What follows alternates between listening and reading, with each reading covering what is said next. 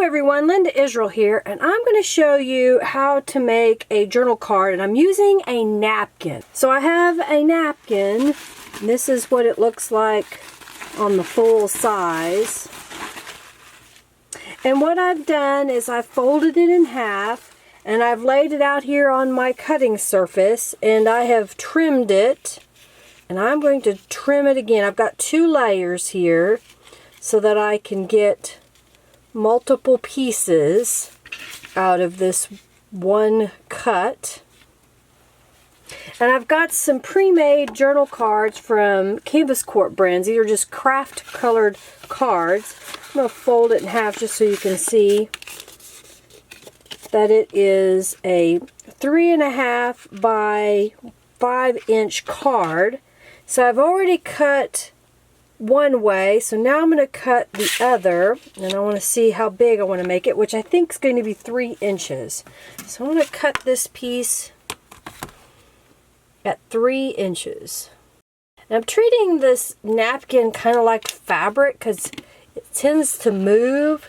So if you're using a rotary paper cutter, it might move around on you, but if you lay it on a surface like I'm doing with the Fiskars cutting mat, and use a Fiskars rotary cutter that's designed for fabric, you can make these cuts easily without any problem. So now I have 4 pieces that I can use. I'm going to set this aside.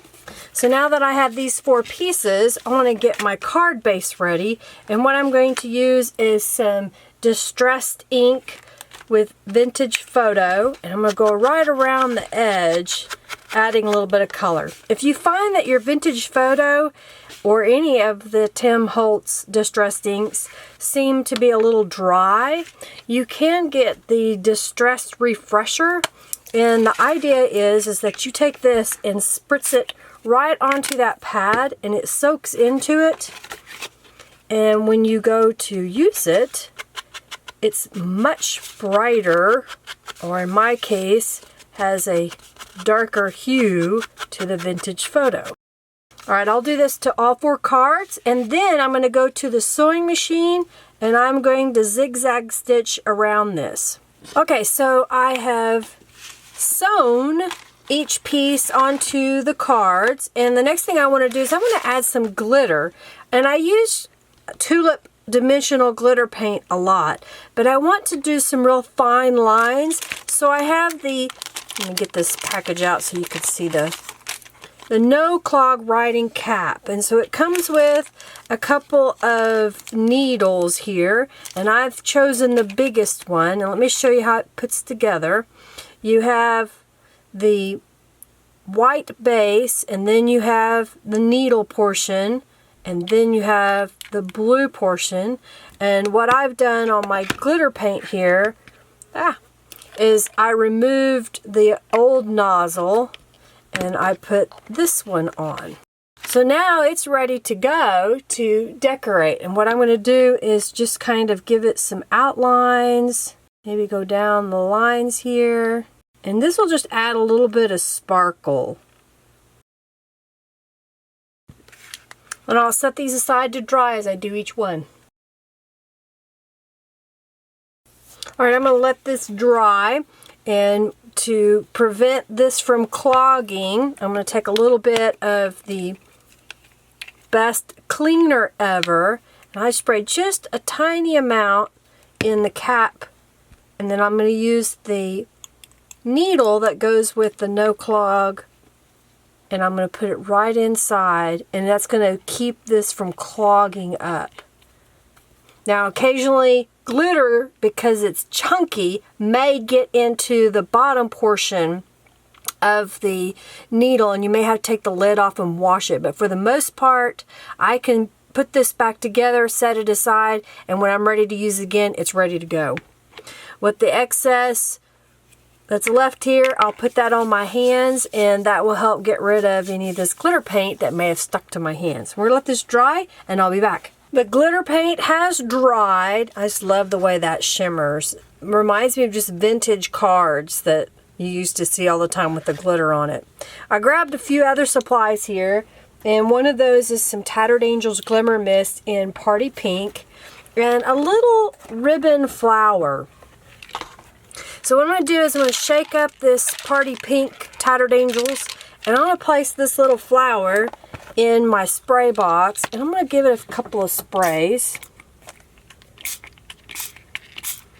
And what that's going to do is change the color of this flower. So I'm going to set this aside to dry for a moment. And then I have a leftover Calico Collage oval image. I'll put the link in the description of my... check the description box for my blog, and in there I'll have a list of these items that I used today.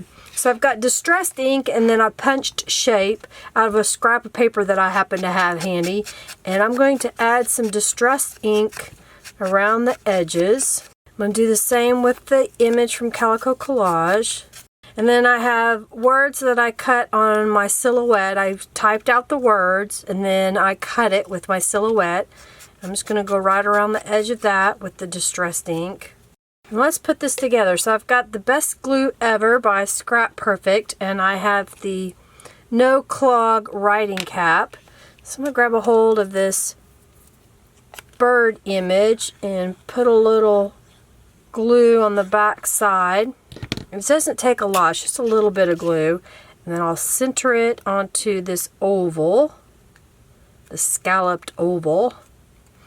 And now I'm going to add some glue to the back side of this. And we'll place this, let's place it right here.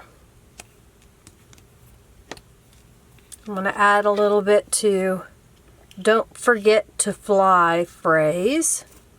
Place that across the bottom here. And then I think I want to put this little flower right here in the corner, so I'm going to make a little blob to hold that flower and stick that right there. And then with my No-Clog tip, again, put just a little bit in the lid or on the lid and coat that needle, and that'll help keep this glue from sticking and it won't clog. I got a little glue on my fingers, so I'm just going to pick up what's left, and then when I go to wash my hands, it'll come off very easily. I'll use my bone folder to crease this card and get it to lay flat. And then let me show you the other cards I made. Alright, so here are the other cards that I made. I made with the Alice in Wonderland. Alice in Wonderland. Tongue-tied today. Adventures await you. And then I used a little butterfly, and it says, "Embrace the journey." My flower was too high, but with the Scrap Perfect glue I can move it just a little bit. And then this one says, "Be original," with the little flowers on there. So I thought you might like this little tutorial using a napkin as a background and then adding a few other elements on top.